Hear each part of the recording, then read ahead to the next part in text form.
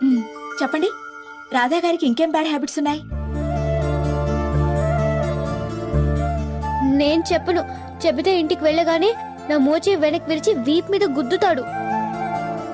ఎందుకు వంక? చాడీలు చెప్పడానికేగా వచ్చింది, చెప్పు. బాగా పుస్తకాలు చదువుతాడు.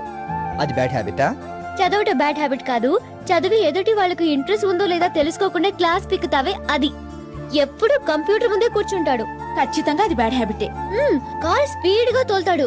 నేను పక్కన ఉన్నప్పుడు ఇంకా స్పీడ్ పెంచి నన్ను టెన్షన్ పెడతాడు. అది సరే, సిగరెట్టు మందు లాంటివి? అవేం లేవు. ఉంటే చంపేయను.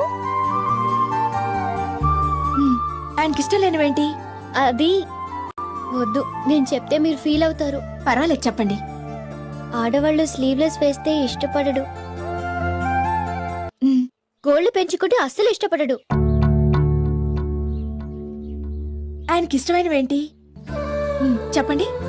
క్రీమ్ కలర్ డ్రెస్ అంటే చాలా ఇష్టం.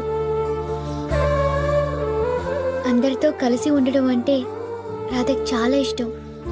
ఈ వయసులో కూడా వాళ్ళ అమ్మ ఒడిలో పడుకోవడం అంటే మరింత ఇష్టం.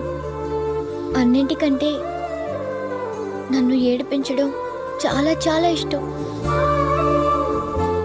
ఇంతకీ రాధా గారు మంచివారా చెడ్డవారా?